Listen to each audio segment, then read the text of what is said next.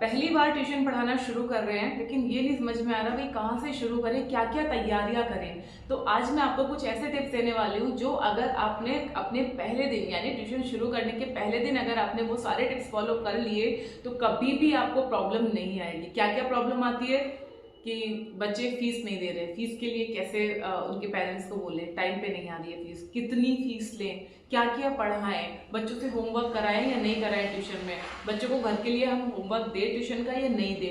ये जितनी भी आपके प्रॉब्लम्स आती है ट्यूशन पढ़ाते वक्त उन सब का सॉल्यूशन आज की आप इस वीडियो में आपको मिलने वाला है। तो वीडियो को पूरा जरूर देखना और साथ में कमेंट करके ये भी बताना कि कितने लोग पहली बार अभी ट्यूशन पढ़ाना शुरू करने वाले हैं। और आप सभी को मेरी तरफ से एडवांस में ऑल द बेस्ट। तो चलिए वीडियो को स्टार्ट करते हैं। चैनल पे अगर आप पहली बार आए हैं या फिर आपने अभी तक हमारे चैनल राइज विद अभिलाषा को सब्सक्राइब नहीं किया है तो सब्सक्राइब जरूर कर लीजिएगा, क्योंकि इस तरीके की इन्फॉर्मेटिव वीडियोस लगातार हमारे चैनल पे आते रहती हैं।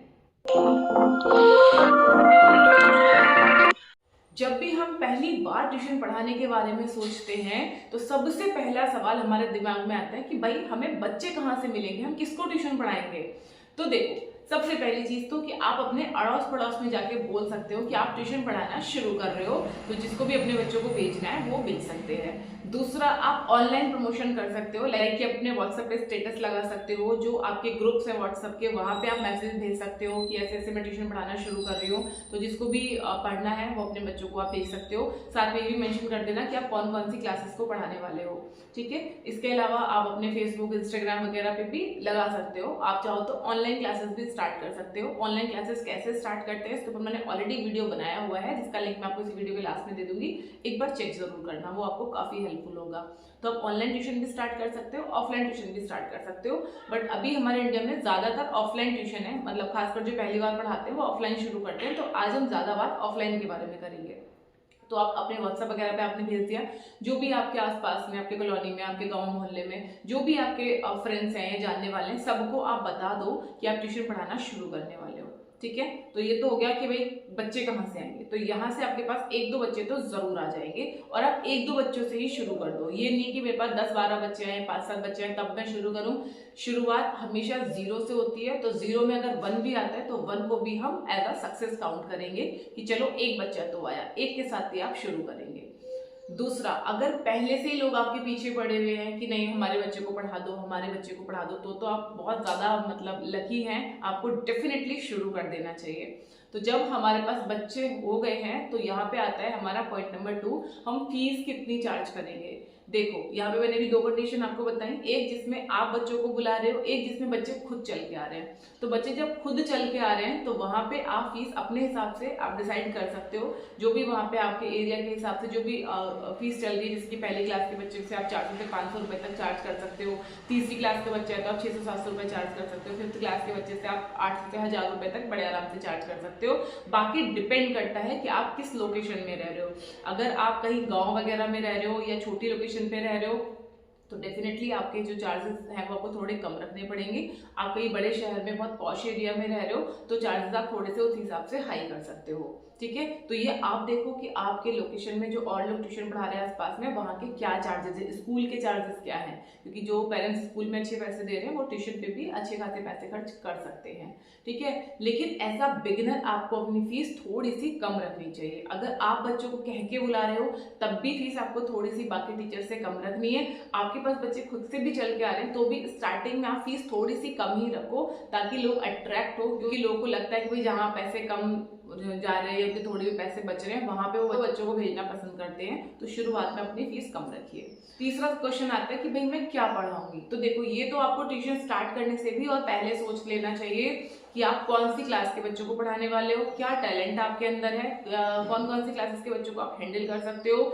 ये सब चीजें आप पहले से ही लिख लो, उसके बाद ही ये बोलना कि मुझे ट्यूशन पढ़ाना है, उससे पहले बिल्कुल भी नहीं। पूरी तैयारी आप कर लो। अगर आपको फर्स्ट के बच्चों को भी पढ़ाना है तो एक बार आप फर्स्ट का पूरा सिलेबस जरूर देख लीजिए, क्या क्या सिलेबस है, मैथ्स में क्या है, इंग्लिश में क्या है। कहीं ऐसा नहीं हो जब आप पढ़ाने बैठो तो आपको लगे कि अरे ये सब तो हमने हिंदी मीडियम में पढ़ा है, इंग्लिश में तो बिल्कुल ही सब कुछ अलग है, मुझे खुद को बहुत डिफिकल्ट लग रहा है। ऐसा होता है, मैंने बहुत सारे लोगों के साथ ऐसा देखा है कि वो अनाउंस तो कर देते हैं, उनको लगता है हमने तो जो है MA BA कर रखे हैं, MSc BSc कर रखी है, हम तो इजीली फर्स्ट क्लास के बच्चों को पढ़ा लेंगे। लेकिन जब पढ़ाने बैठते हैं ना कई बार तोते से उड़ जाते हैं। सो बेटर है कि चाहे आप छोटी क्लासेस के बच्चों को पढ़ाओ लेकिन पूरी तैयारी के साथ पढ़ाओ।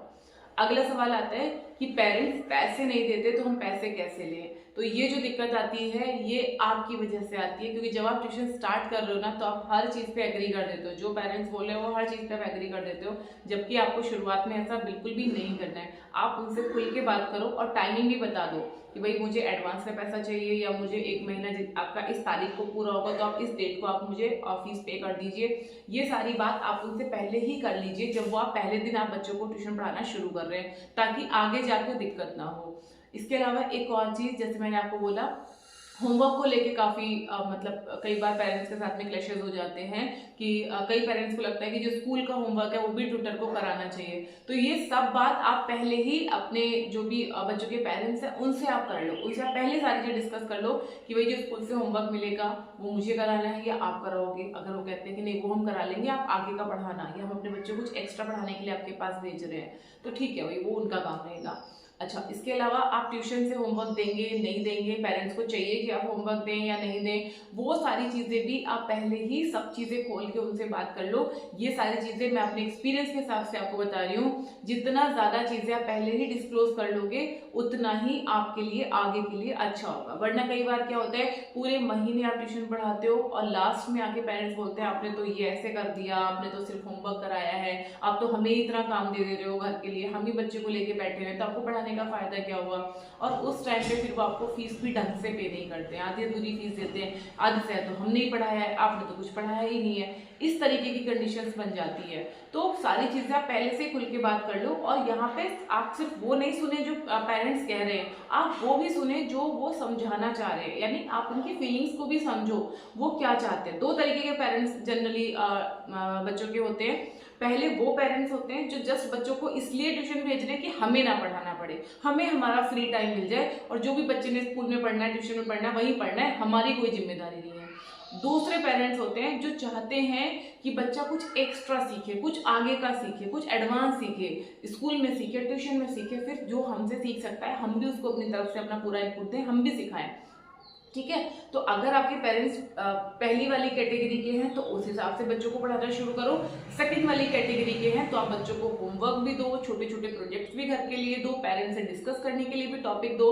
इससे क्या होगा, पेरेंट्स को लगेगा कि आप एफर्ट्स डाल रहे हैं। लेकिन जिन पेरेंट्स को चाहिए ही नहीं कि वो क्या पढ़ रहा है उनका बच्चा, क्या नहीं पढ़ रहा, उनको सिर्फ अपने टाइम से मतलब है या उनके पास टाइम सच में नहीं है, वो वर्किंग है, तो आप फिर बच्चे को उस हिसाब से डील कीजिए कि आप बच्चे को पढ़ाइए भी, लेकिन घर के लिए आप कुछ भी उनको काम मत दीजिए, पेरेंट्स के लिए कुछ भी लोड मत दीजिए। तो ये सारी चीज़ें आप ट्यूशन के पहले दिन ही सोच लीजिए, उसके बाद आप बच्चों को पढ़ाना शुरू करो। अब बात आती है कि भी बच्चों को पढ़ाएं क्या।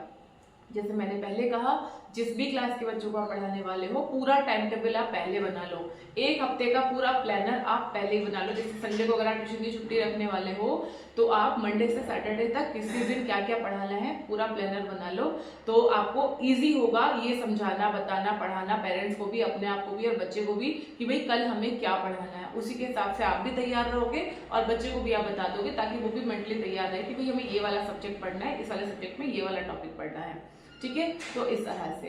अच्छा, यहाँ पे बात आती है कि कौन सा सब्जेक्ट हमें पढ़ाना है, तो ये भी सारी चीज़ें आप पहले ही आप बात कर लो पेरेंट्स से कि आपका बच्चा किस चीज़ में वीक है, इंग्लिश में वीक है, मैथ्स में वीक है, या राइटिंग अच्छे से नहीं कर पाता है, क्या चीज़ के साथ में प्रॉब्लम है, वो सारी चीज़ें आप पहले ही उनसे बात कर लो। क्योंकि अक्सर क्या होता है ना, बस आके पेरेंट्स बोलते हैं हाँ हमारे बच्चे को पढ़ा दो, 4th क्लास का बच्चा है पढ़ा दो, हम भी बोलते हैं हाँ ठीक है कल से भेज देना, बात खत्म। अब यहीं से बस क्लैशेस की शुरुआत हो जाती है। आपने कुछ भी क्लियर नहीं किया, वो तो पेरेंट्स हैं, उनको तो नहीं पता ना पहले दिन ट्यूशन कैसे शुरू करना है, लेकिन आप ट्यूटर हैं, आपको ये सारी चीज़ पता होने बहुत ज़रूरी है। आई एम श्योर ये वीडियो आपके लिए काफ़ी हेल्पफुल रहा होगा। अब आप स्टार्ट करेंगे ट्यूशन और इन सारी चीज़ों को फॉलो करेंगे तो किसी भी तरीके की प्रॉब्लम आपको नहीं आएगी, ना आपको फीस का प्रॉब्लम आएगा, ना आपको सिलेबस का प्रॉब्लम आएगा, ना ही पेरेंट्स से कोई आपको बातें सुनने के लिए मिलेंगी, और बच्चों में भी इसका बहुत अच्छा फर्क पड़ेगा, क्योंकि आप बच्चे को और उसके पेरेंट्स को अच्छे से पहचान गए हैं, तो आप उसी हिसाब से उनको ट्रीट करेंगे। तो मेरा विश्वास है आप लोगों ने कमेंट के सेक्शन में ये भी लिख दिया होगा कि आप में से कितने लोग ट्यूशन पढ़ाना अभी शुरू करने वाले हैं। टॉपिक से जुड़ा हुआ आपका कोई भी सवाल अगर रह गया है तो कमेंट करके पूछना, मैं नेक्स्ट वीडियो उसी टॉपिक के ऊपर लेके आऊंगी। चलिए अपना ध्यान रखिए, खुश रहिए, फिट रहिए। Thank you.